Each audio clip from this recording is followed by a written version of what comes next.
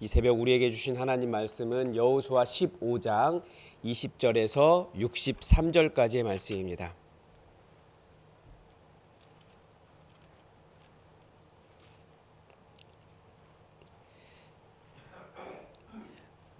여호수아 15장 20절에서 63절까지 하나님 말씀을 우리 다 함께 받들어 읽겠습니다. 유다 자손의 지파가 그들의 가족대로 받은 기업은 이러하니라. 유다 자손의 지파의 남쪽 끝 에돔 경계에 접근한 성읍들은 갑세엘과 에델과 야굴과 기나와 디모나와 아다다와 게데스와 하솔과 잇난과 십과 델렘과 부알롯과 하솔 하닷다와 그리옷 헤스론 곧 하솔과 아맘과 세마와 몰라다와 하살가따와 헤스몬과 벳 벨렛과 하살수알과 부엘세바와 비스요다와 바알라와 이임과 에셈과 엘돌랏과 그실과 홀마와 시글락과 만만나와 산산나와 르바옷과 실힘과 아인과 림몬이니 모두 29성읍과 그 마을들이었으며 평지에는 에스다올과 소라와 아스나와 사노아와 엔간님과 다부아와 에남과 야르뭇과 아둘람과 소고와 아세가와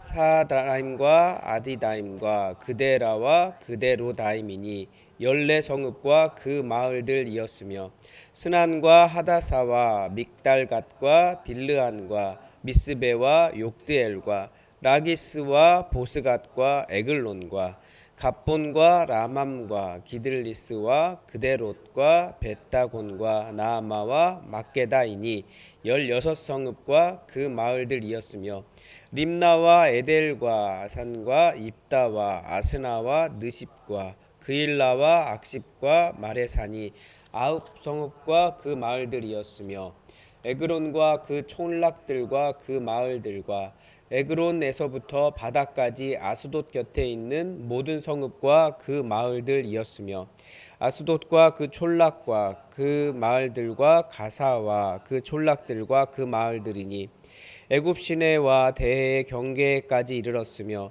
산지는 사밀과 얏딜과 소고와 단나와 기럇산나와 곧 드빌과 아납과 에스드모와 아님과 고센과 홀론과 길로인이 11성읍과 그 마을들이었으며 아랍과 두마와 예산과 야님과 벳다부아와 아베가와 훔다와 기럇 아르바 곧 헤브론과 시올이니 9성읍과 그 마을들이었으며 마온과 갈멜과 십과 유다와 이스라엘과 욕드암과 사노아와 가인과 기부아와 딥난이 10성읍과 그 마을들이었으며 하룰과 벳술과 그돌과 마하랏과 벳 아노트과 엘드곤이니 6성읍과 그 마을들이었으며 기럇발 곧 기럇 여아림과 랍바이니 2성읍과 그 마을들이었으며 광야에는 벳 아라바와 밑딘과 스가가와 닙산과 소금 성읍과 엔게딘이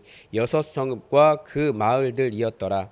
예루살렘 주민 여부스 족속을 유다 자손이 쫓아내지 못하였으므로 여부스 족속이 오늘까지 유다 자손과 함께 예루살렘에 거주하니라. 아멘. 오늘 본문은 지금까지 길게 기록한 그 유다 자손의 그 약속의 땅을 차지하기 위한 믿음의 여정, 어떻게 보면 믿음의 여정이라고 볼 수 있죠. 그 결과를 보여주고 있습니다. 그 결과 120개가 넘는 마을의 이름들이 쭉 열거가 됩니다. 물론 워낙 옛날 이야기이기 때문에 정확한 위치는 딱 이렇게 특정할 수는 없는 부분들도 많이 있지만 유다 족속의 땅이 다른 족속에 비해 얼마나 컸는지를 잘 볼 수 있습니다. 그리고 그 뒤에 이렇게 쭉 보면 이렇게 차지한 고을의 이름을 이렇게 자세하게 기록한 족속도 별로 없습니다. 이제 거기에는 특별한 이유가 있죠. 먼저 이 유다 자손이 어떤 자손인가와 관련이 있습니다. 먼저 유다 자손이 이렇게 큰 땅을 차지한 이유를 성경은 약속의 성취로 보고 있습니다. 하나님의 언약이 성취되었다는 거죠. 다른 족속보다 먼저 기록한 이유도 동일합니다. 왜냐하면 유다를 지금 이스라엘의 장자로 인정하고 있는 거예요. 유다에게는 르우벤과 레위와 시몬이라고 하는 세 명의 형이 있었지만, 그런데 그들의 잘못으로 인해서 장자권이 유다에게 주어졌습니다. 이게 창세기 49장의 내용입니다. 신명기 율법에 따르면 장자에게는 두 몫의 유업을 주라고 되어 있는데, 유다가 제일 먼저 제비를 뽑고 유다의 경계가 다른 지파보다 넓은 이유는 유다가 실질적인 장자의 몫을 받았다라고 하는 것을 보여주는 거죠. 그러니까 창세기의 그 야곱의 예언이 성취가 된 거예요. 그러니까 유다 자손의 땅 분배는 이런 하나님의 약속의 성취를 보여줍니다. 또한 이스라엘 자손의 땅 분배는 모든 땅을 점령하지 못한 상태에서 실행되었습니다. 그래서 이 목록들이 전부 다 점령한 것이냐, 제가 볼 때 이 그 블레셋 지역 같은 경우에는 점령하지 못했을 가능성이 있고, 아니면 실제 그 블레셋이 이미 나타난 것처럼 보여지지만 블레셋은 이스라엘 역사에서 조금 이후에 나타나거든요.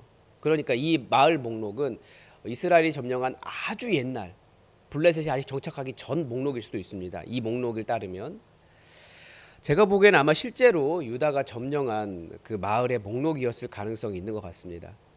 그래서 이렇게 긴 정복한 고을의 목록은 유다 자손이 자신들에게 분배된 땅을 원래 점령하지 못한 상태에서 시작했기 때문에 자신들에게 분배된 땅을 점령하기 위해 하나님을 신뢰하며 그들이 어떤 전쟁을 치렀는지를 반영한 것이죠. 그런 믿음의 도전을 지난 이틀 동안 우리는 갈렙을 통해서도 보았습니다. 믿음의 도전이란 쉬운 일이 아닌 거예요. 갈렙처럼 나이가 들어서 힘이 없고 여전히 눈앞에 정복해야 할 땅이 있는데 거기에는 거인 족속이 있는 것과 같습니다. 우리는 우리 앞에 있는 어떤 도전들을 마주대하면 나는 힘이 없고 자원도 없고 믿음의 도전을 하기에는 상대가 그 대상이 너무나 커 보일 수도 있습니다. 믿음의 도전이란 바로 그런 일에 도전하는 것이지 그냥 어슬렁거리며 가만히 있으면 되는 그런 일을 도전한다라고 말하지는 않지 않습니까? 제가 보기에 한국 교회에는 여러 그런 믿음의 도전이 있었던 것 같습니다. 예를 들면 정직한 11조가 그랬습니다. 요즘은 11조 이야기하면 목사가 돈 밝힌다 뭐 이런 이야기하고, 혹은 뭐 지금 내 코가 석자입니다 이런 이야기하고, 나아가 하나님 돈 많으시잖아요 이런 이야기 말합니다. 그런데 사실 그런 말들은 어떻게든지 하나님께 안 드리려고 핑계대는 거예요. 하나님께서 살게 하신 은혜에 감사드리고 하나님께서 헌금할 수 있도록 10의 1을 더 주셨다고 생각해야 하는데 하나님보다 돈이 더 소중하다라고 자기의 진짜 고백을 하고 있는 겁니다. 또는 주일 성수에 대한 도전도 그랬습니다. 이 도전을 하는 분들은 주일에는 가게 문을 닫으면 손해가 컸지만 그러함에도 불구하고 주일을 온전하게 하나님께 드리기 위해 내가 손해를 봐도 주일의 이익을 포기하며 믿음의 도전을 했었습니다. 그리고 뭐 토요일 날 어딜 여행을 가서 토요일 날 돌아왔어요. 주일을 온전하게 하나님께 드리기 위해서. 그래서 그런 가게들은 주일에 셔터를 딱 내리면 주일은 쉽니다 이렇게 써 있었습니다.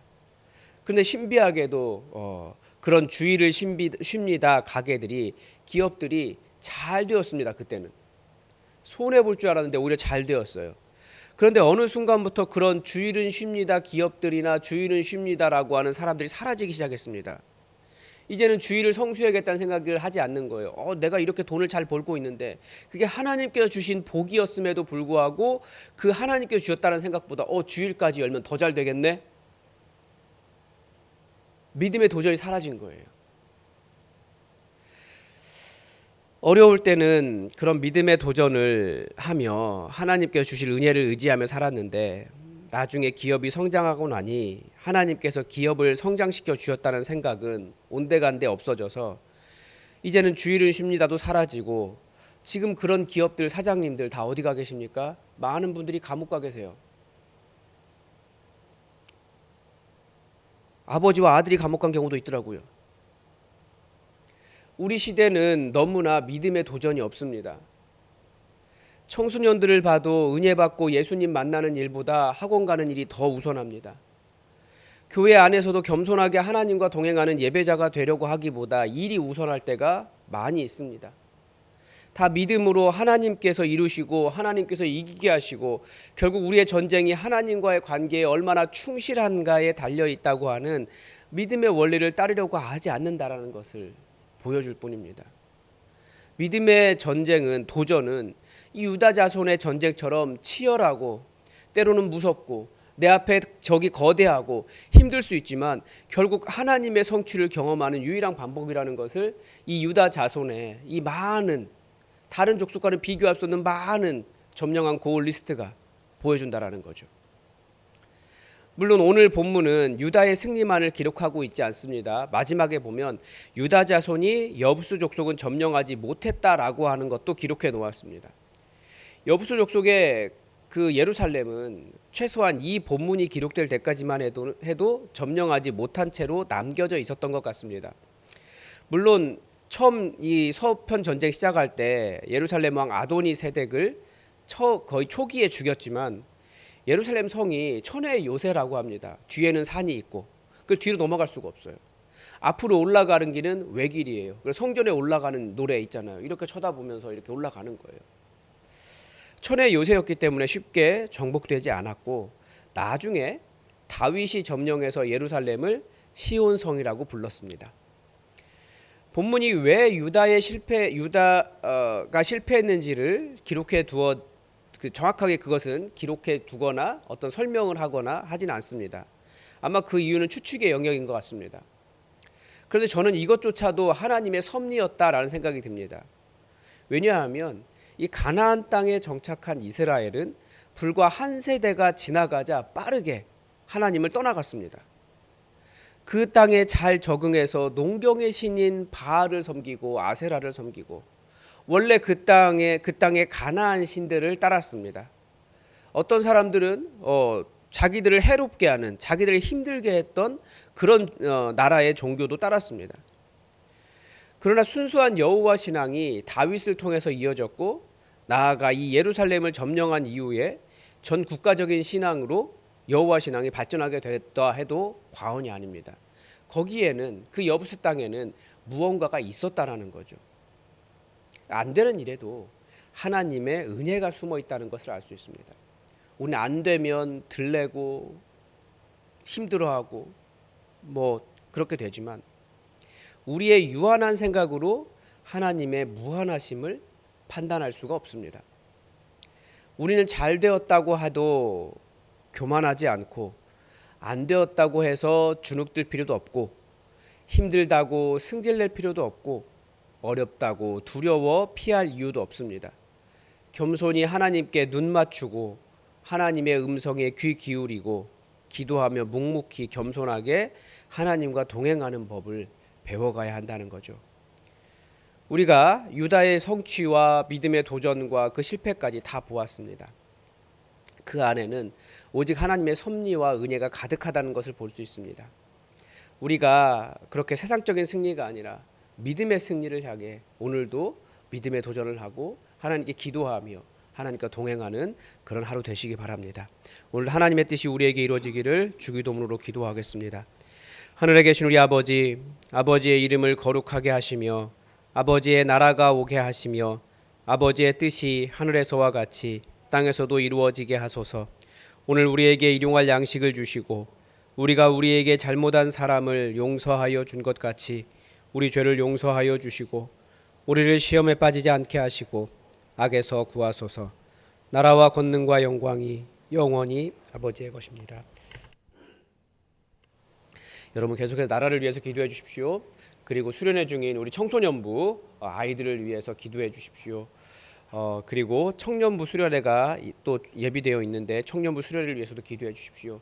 또 우리 교회 2025년을 위해서 하나님께서 인도해 주시고 예수님께서 머리 되시는 성령님 충만한 그런 한 해 되게 해달라고 기도해 주시고 여러분의 삶도 하나님 안에서 이런 놀라운 믿음의 도전과 승리를 거두는 그런 삶이 되게 해달라고 여러분 기도하시기 바랍니다. 다 함께 기도하겠습니다.